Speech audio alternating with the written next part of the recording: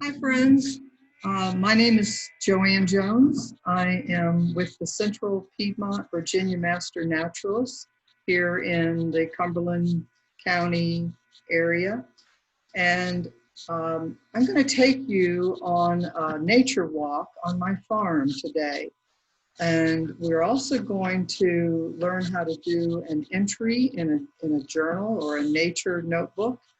Which is something that I like to do when I'm outside enjoying nature. So first, let me show you some things that I would take on a walk. Always a pair of binoculars if you have one of those. I like to watch birds and really anything. This allows you to see them up close and personal. I have a camera that I like to record the pictures of what I see and do some things with those afterwards.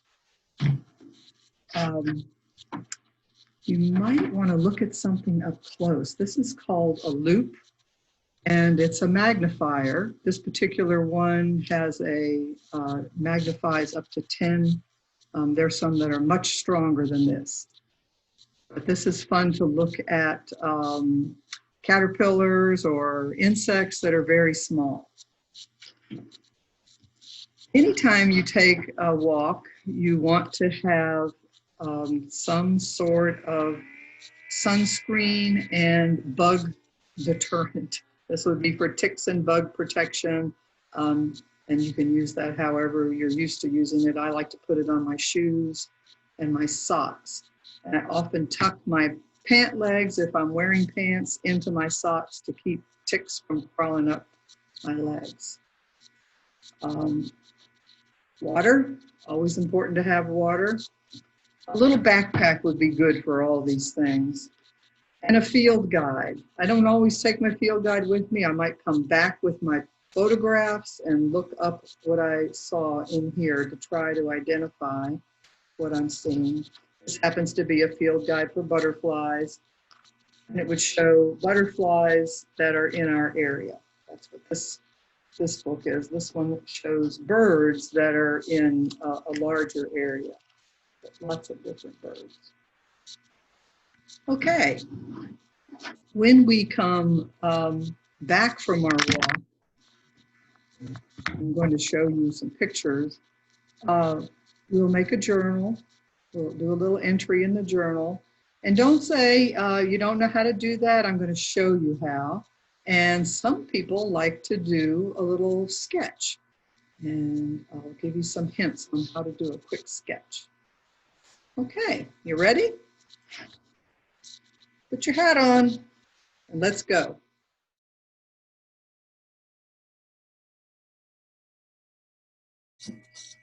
Okay, friends.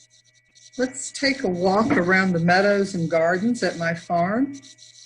We're going to be wildlife detectives today and read the signs of nature, which provide us the clues that we need to decide what is happening around us. I love this photo because it really tells a story about the importance of those words, look and listen. We use our senses of sight and sound just like that doe does to help us understand what's going on around us and to guide us in our reaction to something. What do you think she is listening to and looking at? Is this her fawn that she left on the edge of the field to lie quietly waiting for her to return? Is she seeing the potential danger for her baby who calmly walked up to me as if I was its friend, rather than the predator that we humans might be?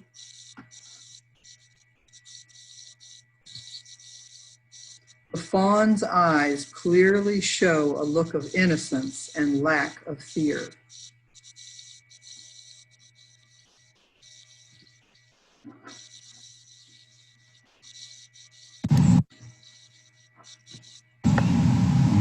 Or is the doe watching the two bucks in the next field as they spar to determine who's going to claim the territory this year? He hears the clash of their antlers as they try to establish who's the strongest.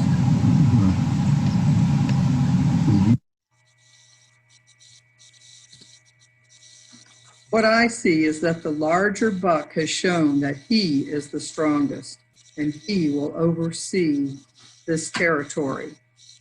He's enjoying a well-deserved rest after his face-off with his challenger. As I walked toward my house, out of the corner of my eye, I saw a small striped rodent skitter across the walkway and into the garden, where it bravely perched on top of my squirrel statue. What do you think I saw?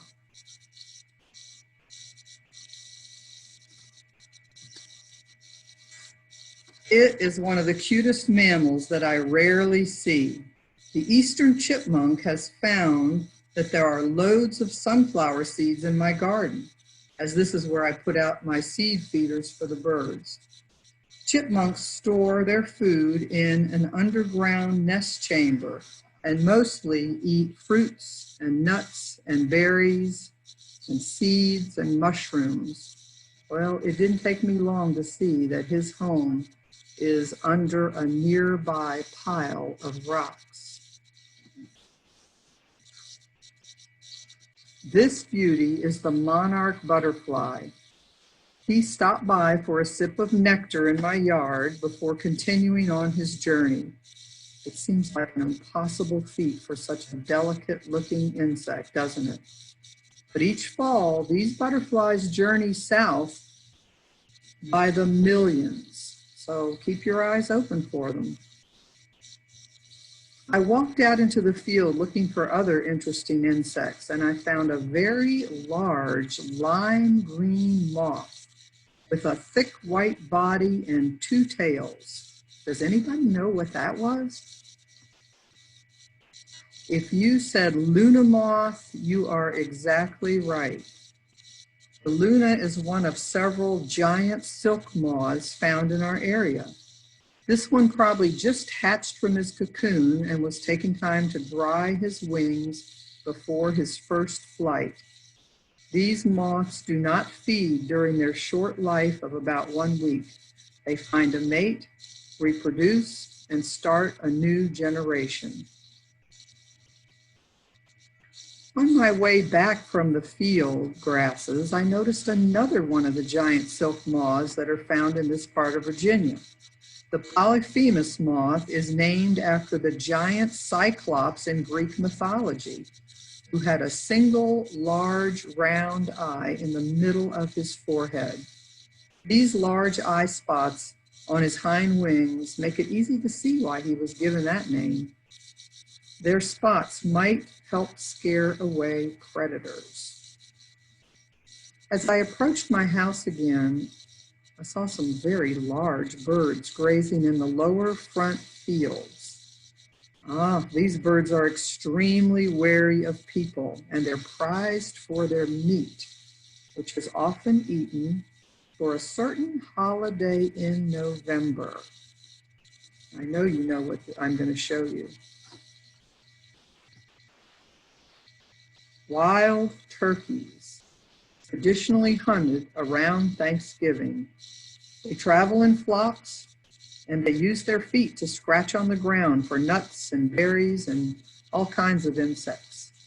And at night they roost in trees. It's always a special treat to see these magnificent birds on my property. Heading back along the edge of the woods, I notice a beautiful insect sitting on a woodland leaf. It's an ebony jewelwing. What do you think I'm looking at?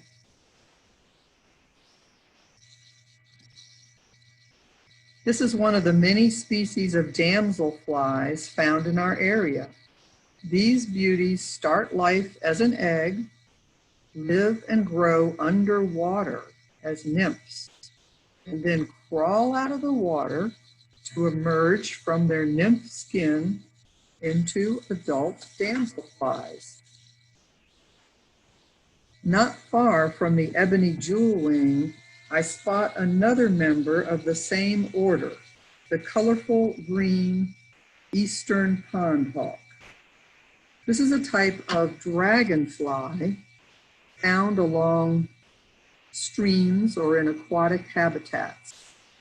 Dragonflies are almost always larger than damselflies, and when resting, you notice how they hold their wings extended, while damselflies typically hold their wings folded over their abdomen.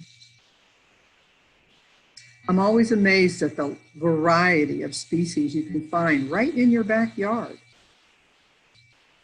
Have you ever noticed a yellow and blue striped reptile warming itself in the sun on your porch stoop? Do you know what that is? If you said five-lined skink, you're exactly right. This little lizard is very common, and it's always fun to see around our house in the yard. They prey upon a variety of insects and spiders and other invertebrates. Like many other lizards, five-lined skinks will break off their tails if restrained. That allows them to escape from predators. I recently had a huge dying oak tree topple into my yard, and the stump of the tree was rotten. Well, it turned out to be an interesting place to explore. Did you know that there are lots of creatures that feed on decayed wood? I was amazed when my granddaughter found this huge larva in the tree stump. The penny beside it gives you an idea of just how large this guy was. Our research led us to believe that it was going to morph one day into a giant beetle.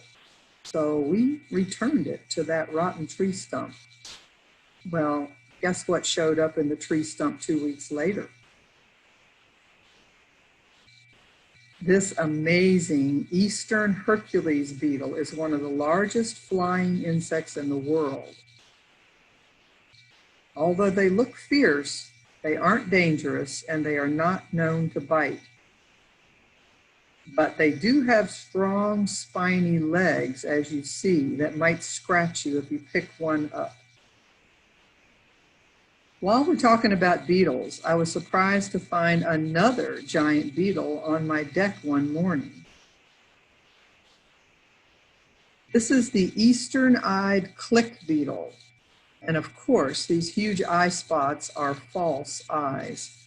They're likely an adaptation to scare off potential predators. All click beetles have a startling behavior. If grabbed by a predator and trapped on its back, this beetle bends its head backwards and then straightens out suddenly with a snapping motion. This results in a loud click sound, and it launches itself several inches up into the air. Our look and listen in the meadows and gardens wouldn't be complete without noting a beautifully marked arachnid readily found around barns and sheds. Our common garden spider has many different names, but my favorite is the writing spider. These are very beneficial spiders because they help keep insect populations in check. I wonder if she was the star of author E.B. White's Charlotte's Web. You remember how Charlotte was always writing encouraging messages to Wilbur the pig? This picture shows the large female with her tiny male partner sitting on some kind of wrapped up prey. And while we're talking about arachnids, here's a common one you've all seen in your yard. Its fierce-sounding name is enough to scare anyone, but in reality, this spider is shy and harmless. This is the wolf spider. And yes, they can get big. And yes, they can move quickly. If you leave them alone, they'll take care of the insects around your yard and home. This picture shows the wonderful camouflage they have for survival. Just try to appreciate their presence and give them space, and they'll give you yours. I hope you've enjoyed our walk together in the meadows and gardens around my home in Buckingham County. You can be a wildlife detective, exploring and discovering what's around you by looking and listening for nature's clues. Have fun.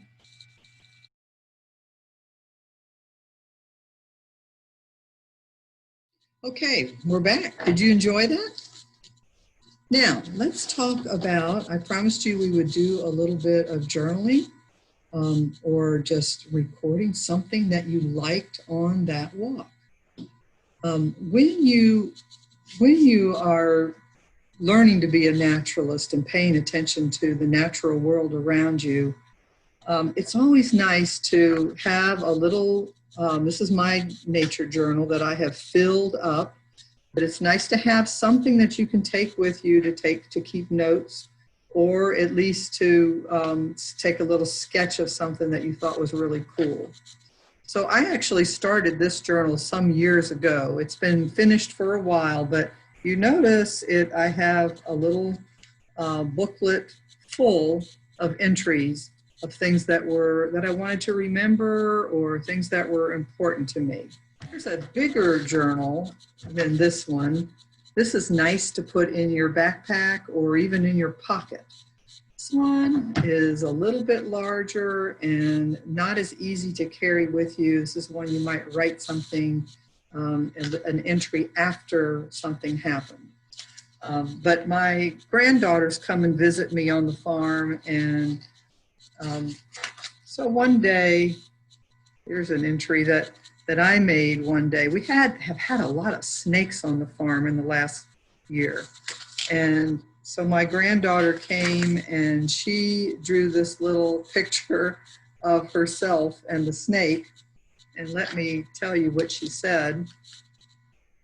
She started with the date, and this particular date was in June 29th, 2020. She said, "I saw a lot of awesome birds. On the way to the swings, the bluebirds started going crazy, and a huge black racer was after them.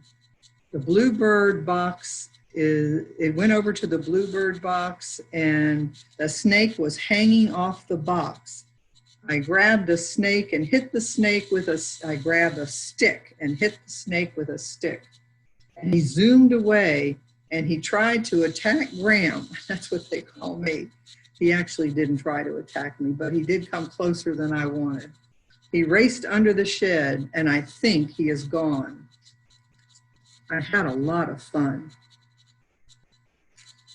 So I see a little straight face on this person. This doesn't look like she's having a lot of fun to me, but it's a great journal entry.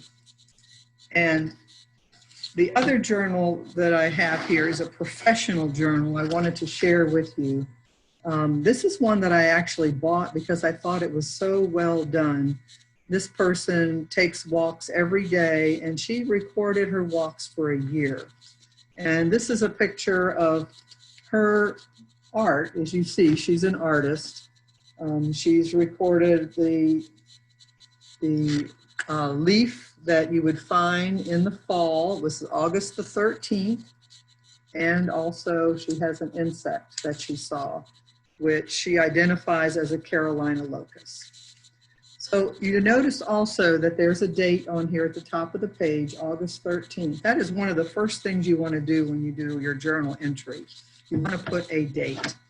So go ahead and grab a piece of paper if you can, and let's do a pretend journal entry that relates to the walk that you took with me today. Put your date, month, day, and year, and the weather outside is one of the things that naturalists like to record. It kind of is an interesting piece of information sometimes.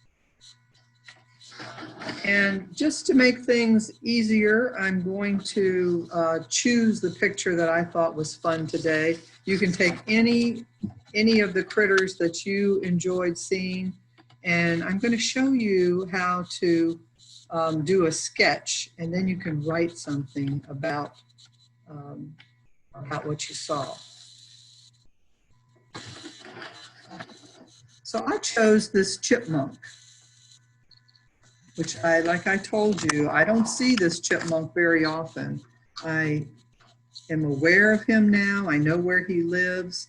This is the picture that I used in the PowerPoint. And I'm going to show you how to draw this chipmunk if you wanted to do a quick sketch. So when you're drawing, you're just using the basic shapes. And that would be a circle, a square, a triangle, and a rectangle. Sometimes we use an oval. Sometimes, some other shapes, but those are the 4 or 5 main shapes. And to do a quick sketch, you're going to kind of look at what you want to draw and try to find those shapes in there. You don't start drawing at the nose and just go around and try to get the shape. We're going to do big shapes. And I see this one first. I see a big oval right here. And then I see a small oval. Can you see that? So let's start with those 2 shapes. And I'm going to get my paper here. I turned it. You can turn it this way if your drawing lends itself to that, but the chipmunk lends itself to the other direction. So again, I'm working on this shape right here. I'm going to put him kind of right here. And I'm going to draw a little bit darker than I normally would. I would normally do a light sketch, but I want you to be able to see this. And then we have another oval in this area. And you see that's kind of, doesn't have to be exact. This is just a sketch. We're not looking to be perfect at this. I'm going to connect these 2 shapes just like this. All right. And I'm going to add a tail. This tail kind of comes down. Something like that. Okay. We'll put a little ear up here just because that will make him start to look a little bit like an animal. And let's give his nose a little more definition. All right. Now, I'm real quick going to do, this is a quick sketch, remember. I am not doing a big detailed drawing. It's a quick sketch because we're out in the field. Excuse me. Ready to do a few details? Can you see? A little striping here.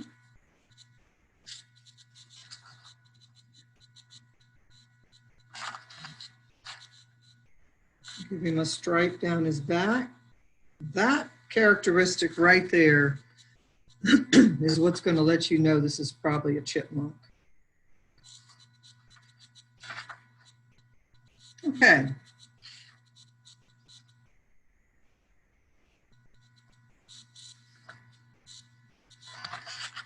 All right, that's a very basic drawing, boys and girls. I need to put him on his rock, but actually that was the tail of my squirrel statuary. And when I got back home, if I wanted to, I could take a set of colored pencils and I could add a little detail, put some hairs on the tail, which I can see here in the light. I see some hairs. You can add those details to bring it to life if you like, or you've got a record of what that chipmunk looked like on that day.